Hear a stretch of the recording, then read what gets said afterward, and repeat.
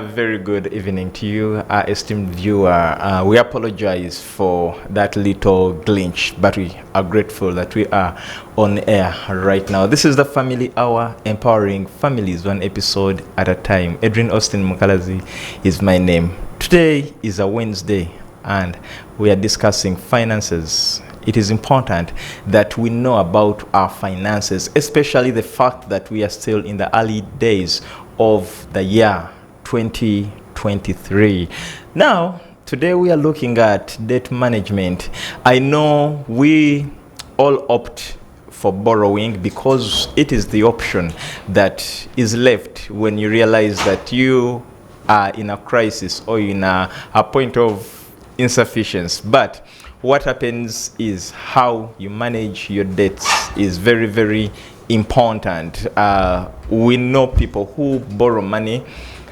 They borrow and then borrow to pay this particular debt, so they leave the other debt and then they'll borrow to. So your circle or your cycle is in borrow, pay the other debt, borrow, pay the other debt.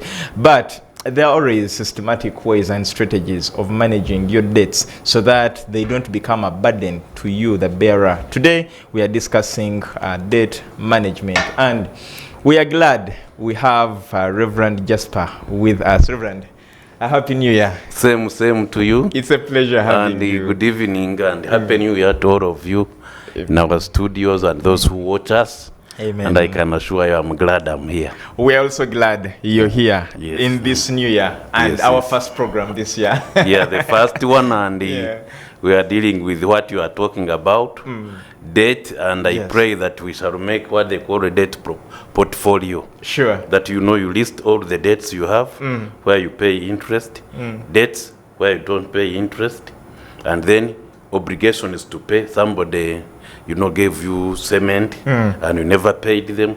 Then you also list obligations. They are called the payables, that I need school fees, I need. So that you have a portfolio. If you do it in the beginning of the year, it is very, very good, because it will help you to know, by the way, I need to clear this, so that by the end of the season, you are really not distressed. This is something that very many people don't do. That is why when someone calls you and they remind you of a date, you say, hey, and then you have to borrow from someone else so that you can clear this one, and then you... Others will not even pick your calls because they know that you are going to ask them for that money. So please profile your debts. And as you profile, you can do 4 things. Actually, that's what we start from there. Profiling. Number 1, you talk about the debt amount. How much is it? What is the interest rate for that debt? Then number 3, what is the due date?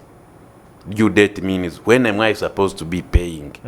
Because it could be 15th, it could be end of month. Then the last one is how long is this debt? How long means, is it given for 4 years, for 3 years, for 2 years? That's how you now put a portfolio. And that will help you now to say, if it is a very high interest loan, I will need to pay it.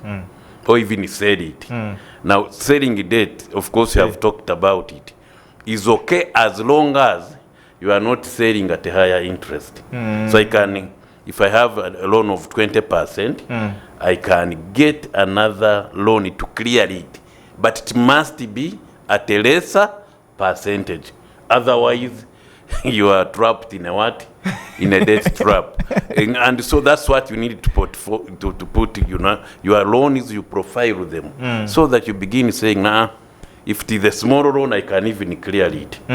If it is this big loan, I can now reschedule it. Rescheduling means instead of paying it in 1 year, I can pay it in 2 years with the chunks which I can manage.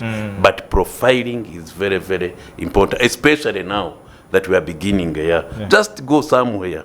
There is another season that is coming, which is back to school. Very soon we are from the festive season, now back to school. There are memes that we read on social media. So someone posted something that blessed are those who spend all their December salary in December, so they will know the toughness of January. But of course, you see, people must spend also. So the question is not whether to spend, but whether to spend in your means. Now, there are those who borrow the money, Yes. even to go home. Exactly. Okay, I borrow so that I visit home.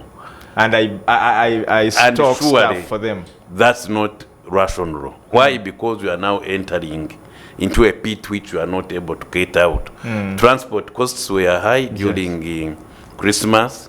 Food became slightly more expensive. Not actually slightly. Meat of 15 became 20. Chicken of 14 became 22.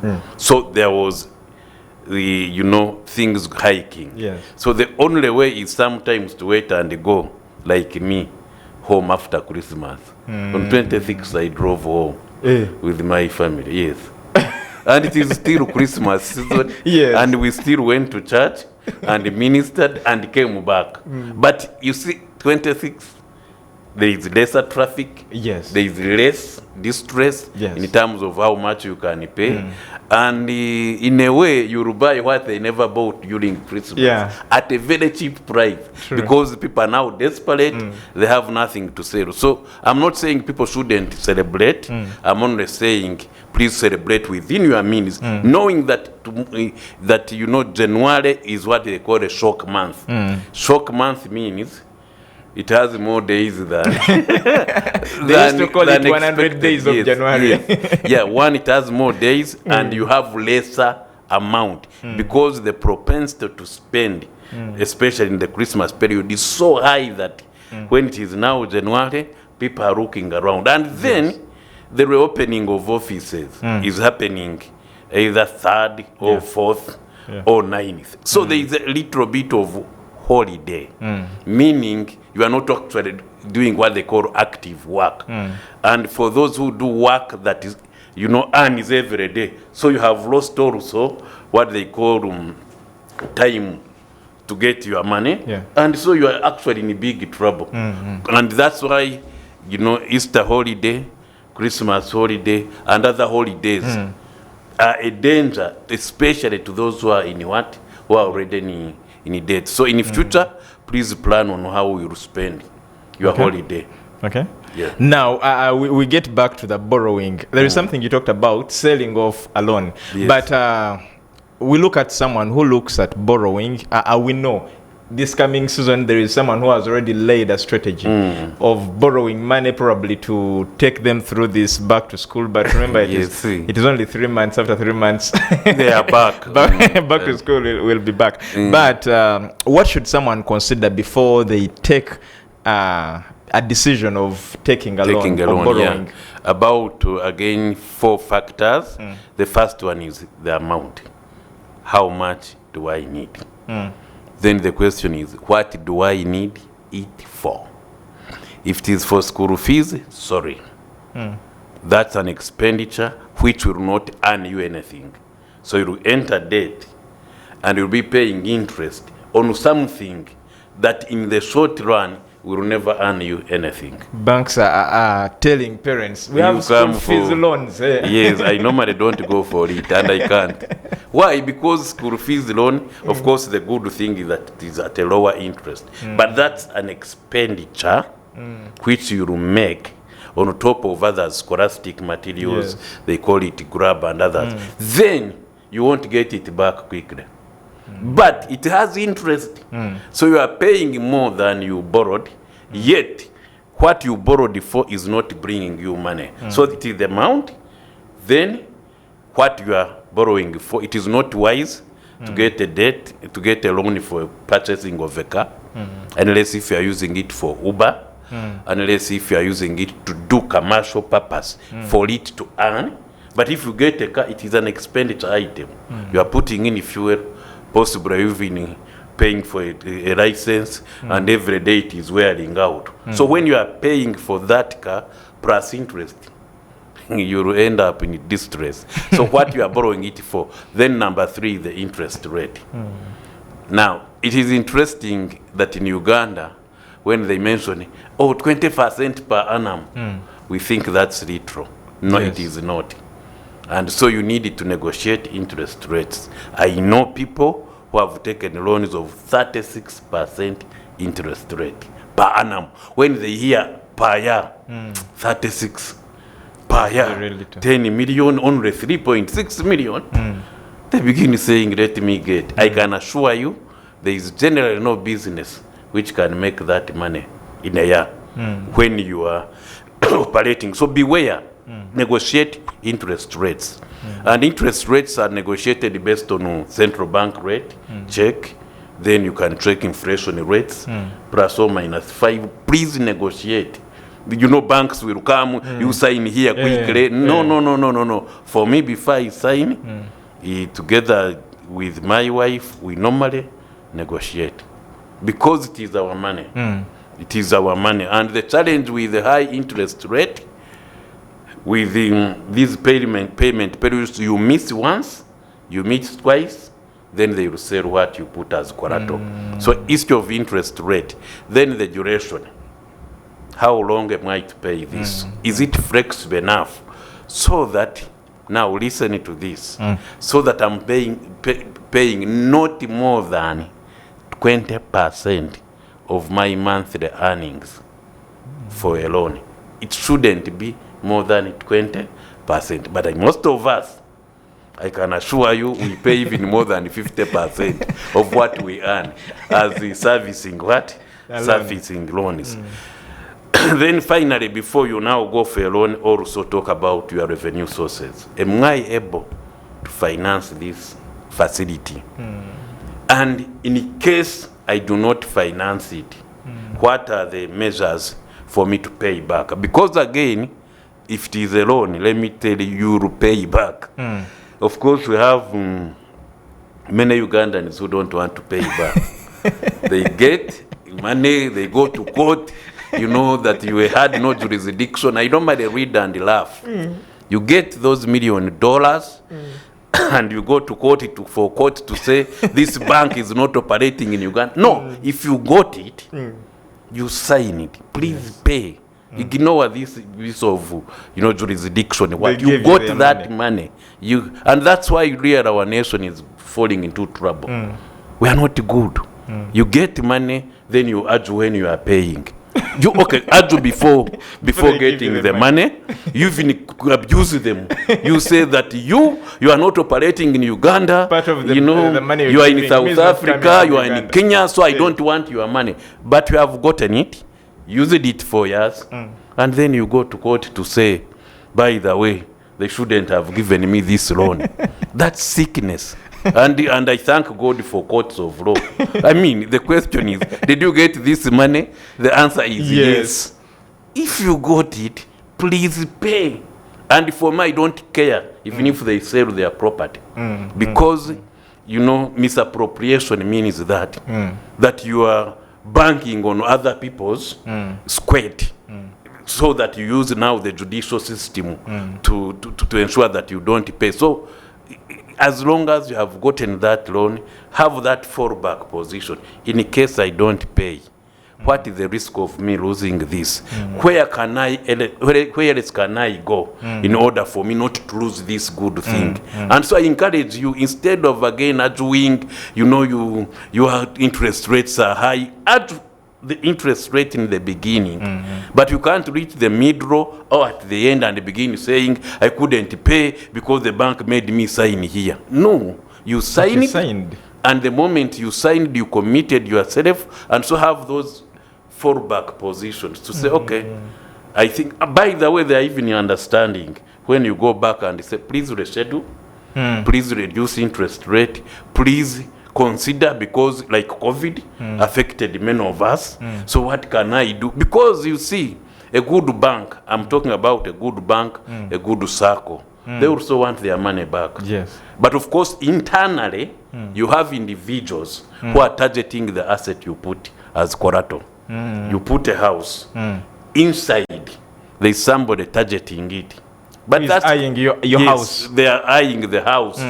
And your failure to pay is their enjoyment. I mean, they say, now we have a what? So, but also, if you are very, very meticulous, escalate it. Go to the manager, go to the MD. I mean, tell them that my inability to pay doesn't mean I don't want to pay. And show them if you had the accounts, because loans are best given on the past history. You know, you show them your accounts, you show them your collateral, you show them your business. Of course, there are some banks again which don't care about that. All they want is collateral loan, because some loan officers are measured on how much they have given out, targets, rather than whether they were meticulous. That's why a certain school got a loan, a public school got 100 million, and I wrote an article on it. You know, you can't get a loan on behalf of a school. And a public school, yes, even churches getting a loan on behalf of a church, and then or a church institution, and you put land for the church, but because it's not yours. As a bank, we are supposed to look for the owners of the land, and they sign 3 and put there what? A seal that we have agreed that this church, this school, this health center can get a loan using our land as a collateral at this percentage. But nobody does it. Others will go and buy church land, even lease it. Yes. Even if it is a sublease, they get it, sublease it without consent from Uganda Land Commission, Uganda Land Board, from church. And then when they are coming for renewal, we say, no, you are not the owner. But we tell them that, but I can assure you, Ugandans are eager to do wrong. Unfortunately. Reverend, let's take a short commercial break. When we return, you're going to tell us how Ugandans are eager to do wrong.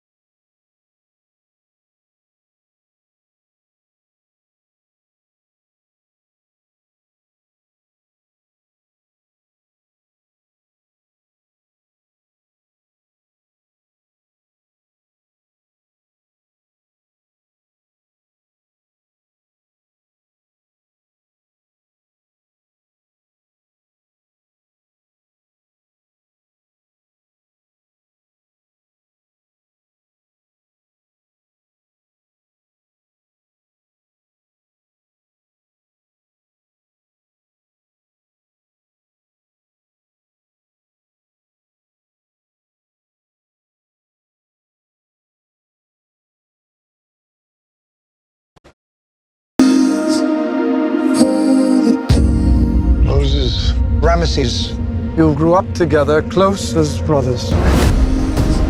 Remember their prophecy. Samson, chosen by the living God. You dare to defy me? Let the furnace be heated sevenfold.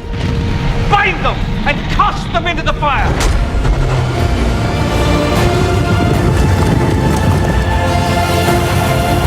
It begins.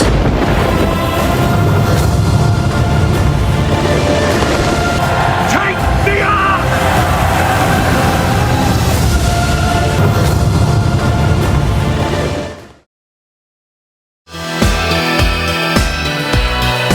This is Church of Uganda Family TV, enriching lives.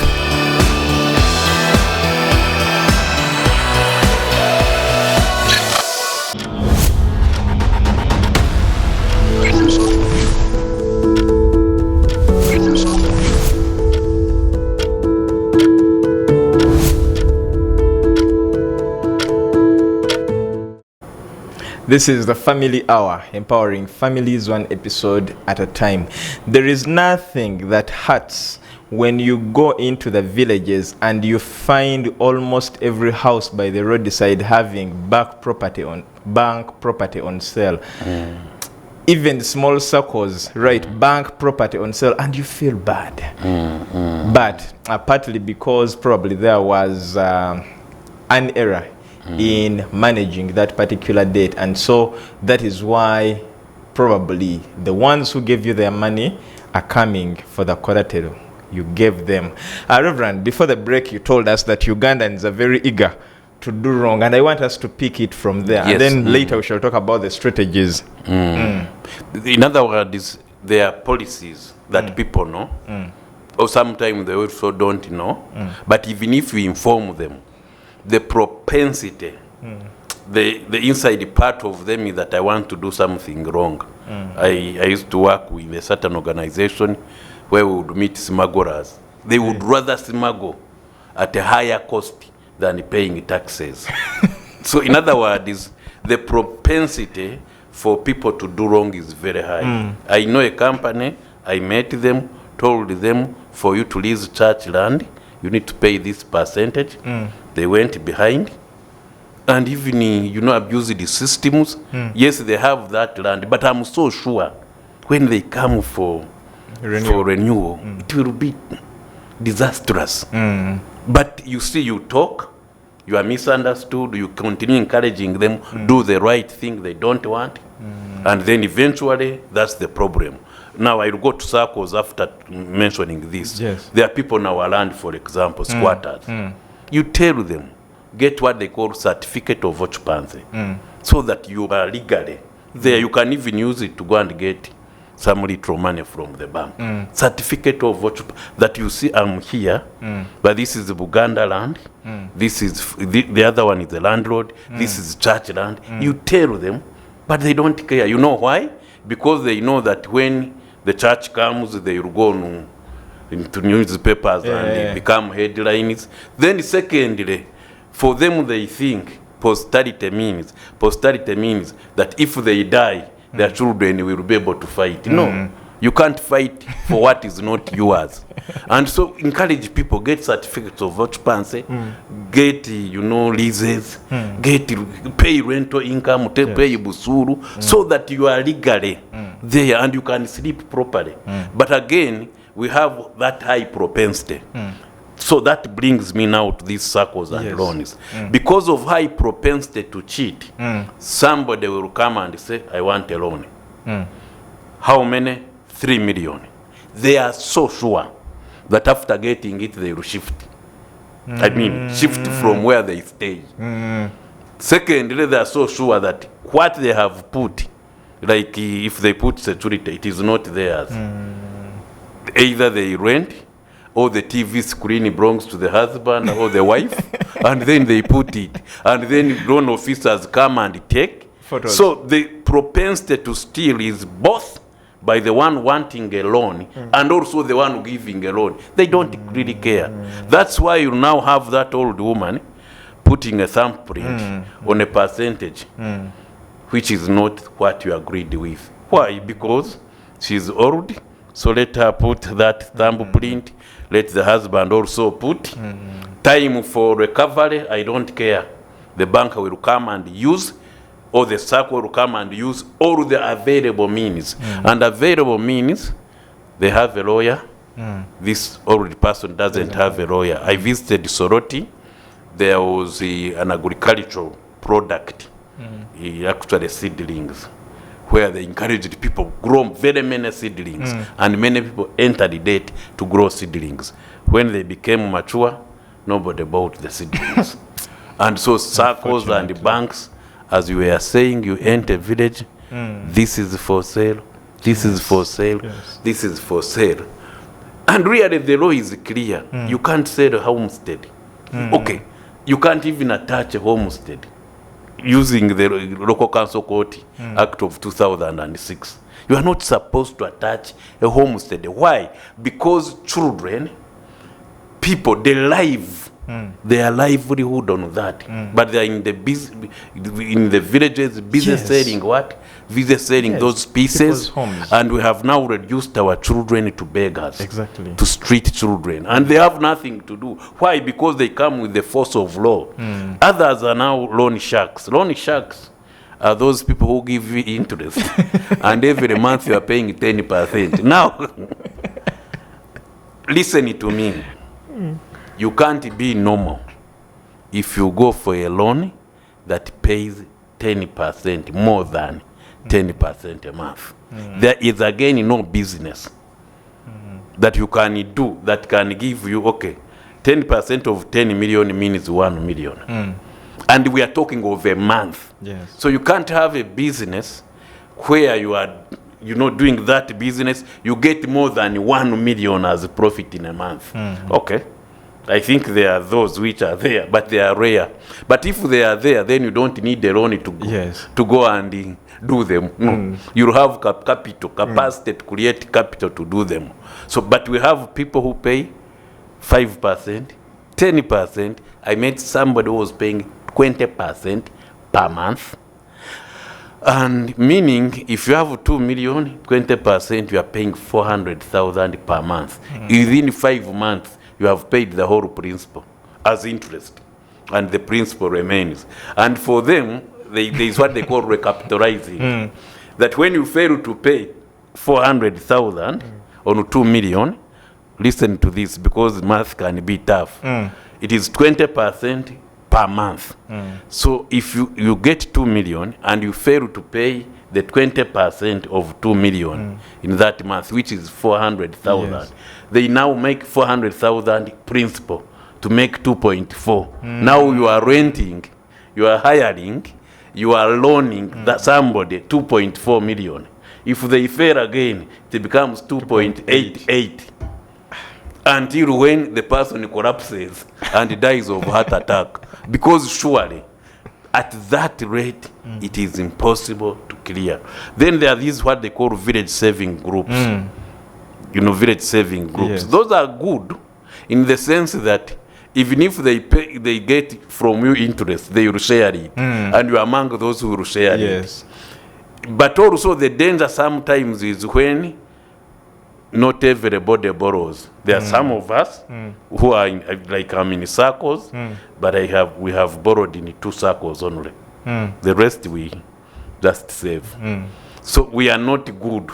Why? Because if it is high interest, if it is high interest, for us we are getting dividends and savings getting interest, but we are not contributing to the growth of the what? The growth of that circle, those circles. And so again, be careful. Just check how much do I need? What do I need it for? What is the interest rate?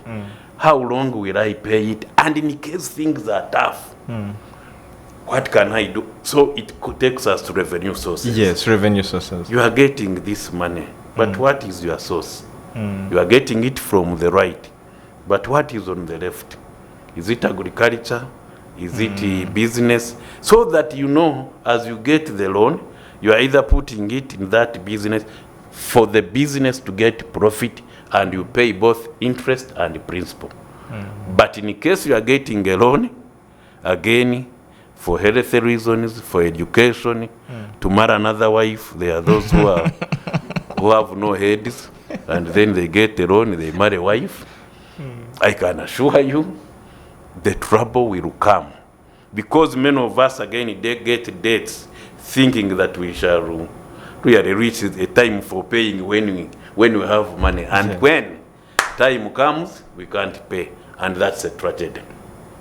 Yeah. Wow. So, Reverend, we look at, of course, we talk about this because we speak this. We believe you have a story to tell. Yes. About this very building we are on. Yes. That because of the efforts and your expertise, you saved the building. And up to now, we can freely and rejoicefully say we are comfortably seated at we Church are House. nearly there. We are nearly there, Nearly but there. at least we are not. It's no longer a threat. It is not a big threat. Yes. In other words, it is not a big risk. Yes. And of course, very many efforts from Archbishop, from others, But let me now say this. That you see, we also enter the debt. Entering debt without necessarily calculating, and I won't go into the detail, calculating the outflows.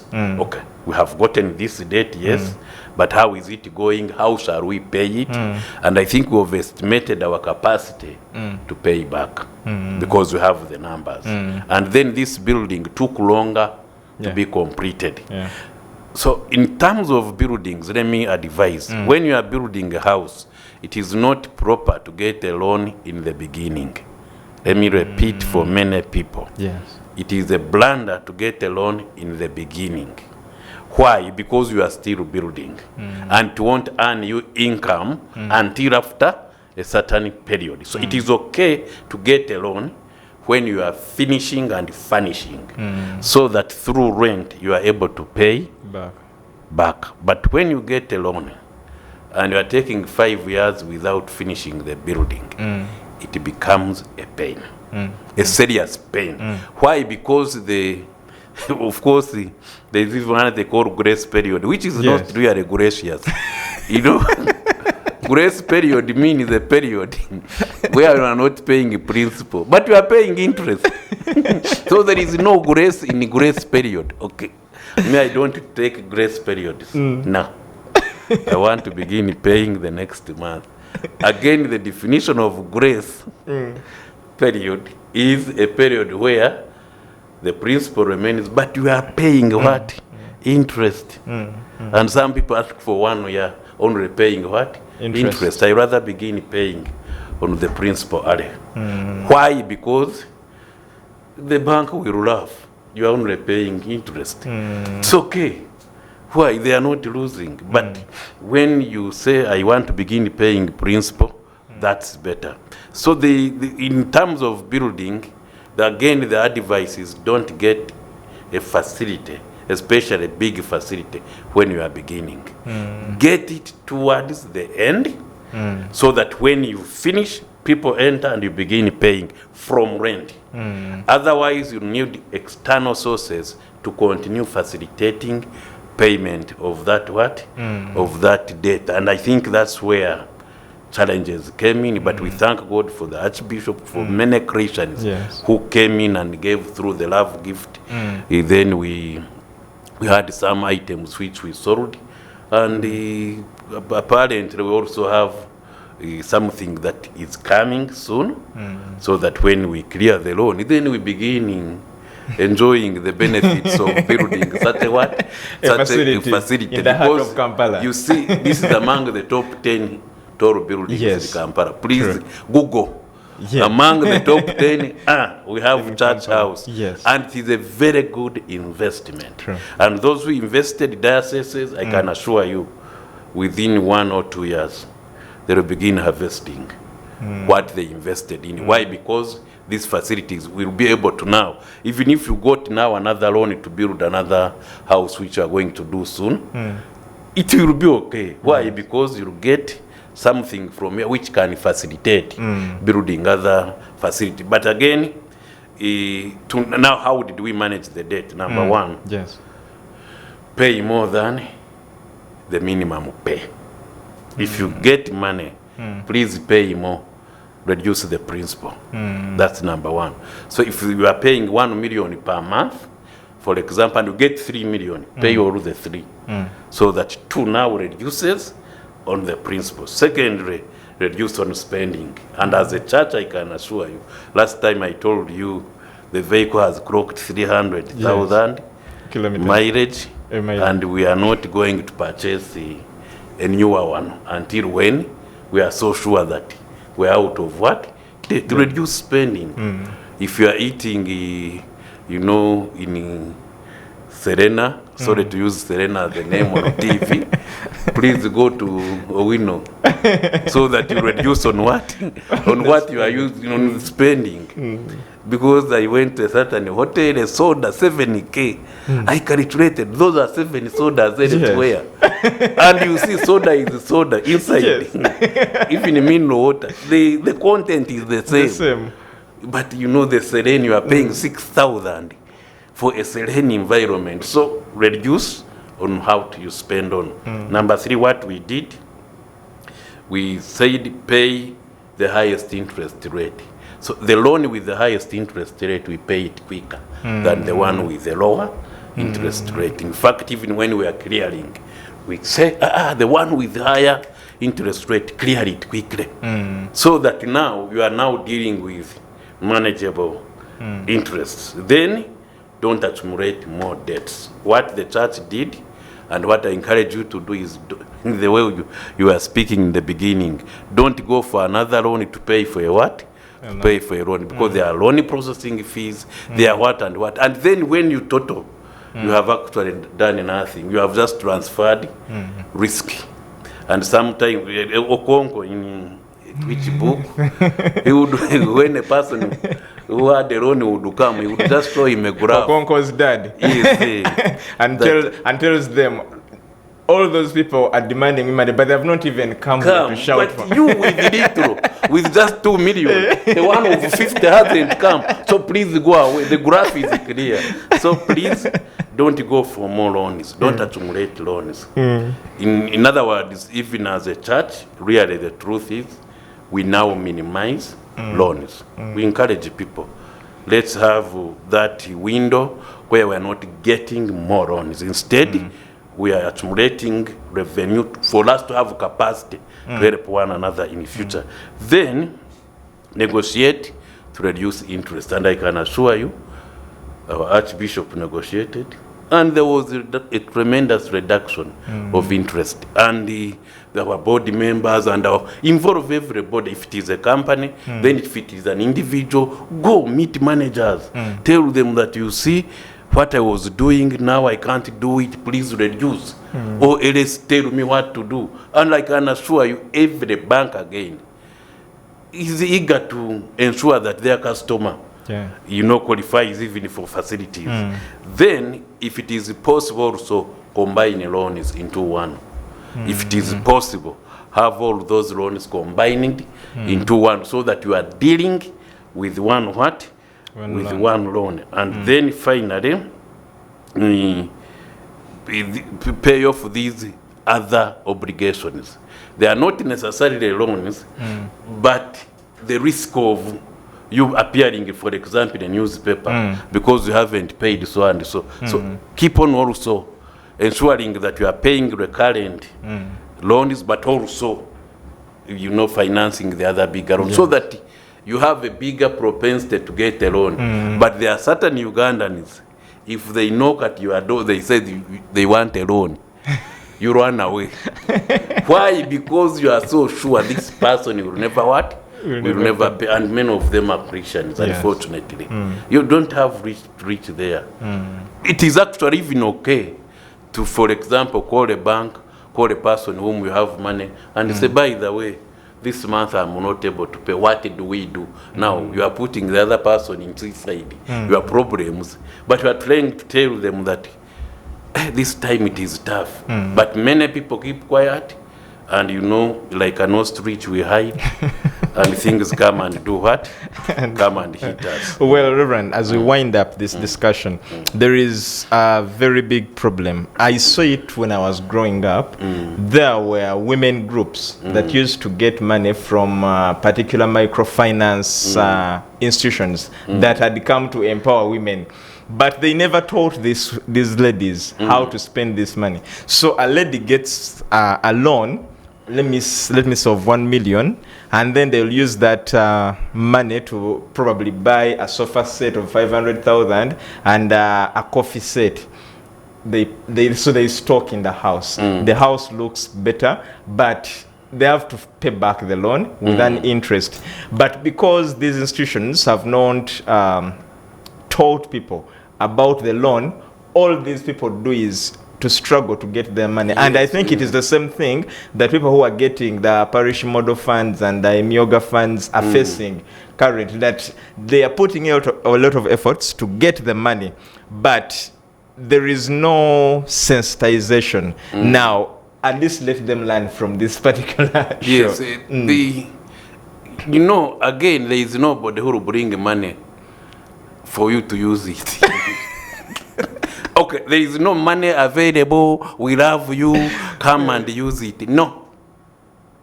These microfinances, these village savings organizations, forget about coming to empower you even as a woman. No. At the end, there is some arm wanting to take away from you, especially if it is not an NGO. NGO is non-profit, non-governmental. But when I'm a microfinance, when I'm this village saving circle, I can assure you behind there is somebody who wants profit. So they don't care even to teach you that to buy a sofa set for you to feel nice as you sit. And after a month they are coming to collect it. That, you know, that's stupidity of the highest order. And let me repeat this, and I said it last time, that in social accountability, in terms of empowering these women, there are 4 things we consider. Number 1 is empowerment. To empower this woman, that even as you get this money, do this so that in the future you are not simply getting, you are also helping others. Secondly, is what they call access to information. You are giving me this facility. What percentage? Is there another facility that is lesser percentage? And access to information is important. Why? Because the moment I have comparison, then I will say, by the way, no. Instead of accessing money to purchase this type of product, I can access this product at interest-free what? Loan. Right. Access information. Number 3, which is very important, is a responsive government. That you see part of what the government is doing is to empower people down there, to tell them, Sako, run away.